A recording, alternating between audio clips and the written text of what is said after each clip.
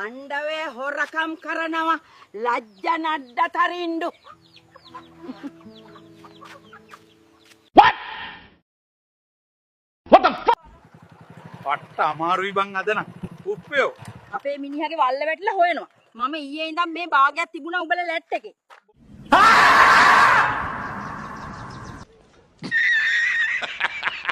Wait for it. මෙන්න අද දවසේ ප්‍රශ්නය.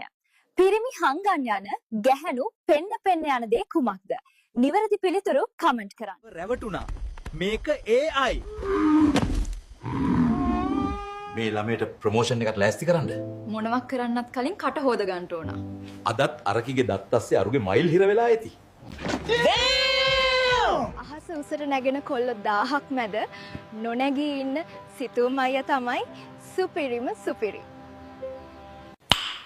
Nice. Oh my god! මහත්තයා මම හීනයක් දැක්ක ඔයා මට 20000 ගානක හෑන්ඩ් බෑග් එකක් අරන් දෙනවා. එහෙනම් ආයෙ නිදා ගන්න ඕන ලාභ එකක් හම්බුනොත් කියන්න. අද මං උඹලට පෙන්වන්න යන්නේ කොහොමද හරියාකාරව මාළු බාන්නේ කියලා. බය වෙන්න එපා බං. ඒකට වැඩි වෙලාවක් යන්නේ නැහැ. මෙන්න මේ ආකාරයට බිලී කොක්කට සල්ලි කොලයක් ගැට ගහලා වතුරට දාගන්න විතරයි උඹලට තියෙන්නේ. බොයිස්. දැන් ඉතින් උඹලා එකේ ඉඳන් 3ට ගණන් කරපන්. ඔන්න එහෙනම් ගයිස් 1 2 3යි.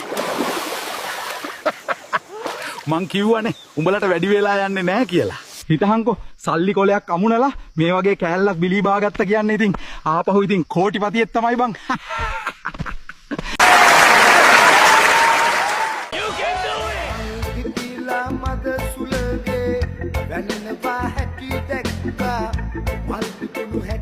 සිතුම් පුතේ උබට යට අදුම් දෙකකුත් බලපන්. තියෙන ඔක්කොම හිල් වෙලානේ. වයස 40 වෙනකම්ම සල්ලිත් නැහැ සතුටකුත් නැහැ.